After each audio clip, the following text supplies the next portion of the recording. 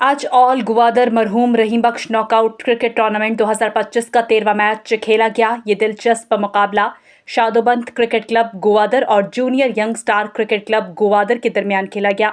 इस मैच में शानदार कारकर्दगी का मुजाहरा करते हुए शादोबंद क्रिकेट क्लब ग्वादर ने 95 रन के बड़े फर्क से कामयाबी अपने नाम कर ली। इस यादगार मैच के मेहमान खसूसी MCB के एरिया मैनेजर जनाब मकबूल नईम थे। उन्होंने टूर्नामेंट कमेटी को शानदार इवेंट के इनेकाद पर मुबारकबाद दी और दोनों टीमों से मुलाकात भी की। अपने खिताब में उन्होंने कहा कि खेल में हमें नज़्म व ज़ब्त का दर्स देता है। खेलकूद न सिर्फ जिस्मानी सेहत के लिए ज़रूरी है बल्कि ज़हनी सुकून और मस्बत सोच के फ़रोग के लिए भी निहायत अहम किरदार अदा करता है।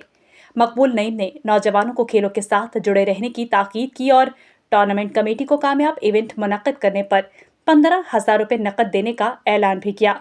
साथ ही उन्होंने हर तरह के ताउन की यकीन दहानी कराई।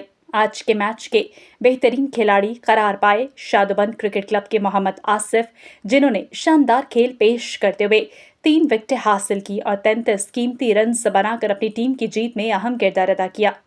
दीगर मौसस मेहमानों में डिस्ट्रिक्ट क्रिकेट एसोसिएशन के सेक्रेटरी अब्दुल्ला अली हसन, अब्दुल कदूस और सीनियर क्रिकेटर तैयब मुस्लिम भी शामिल थे, जिन्होंने इस कामयाब इवेंट में अपनी मौजूदगी से नौजवान खिलाड़ियों का हौसला बढ़ाया।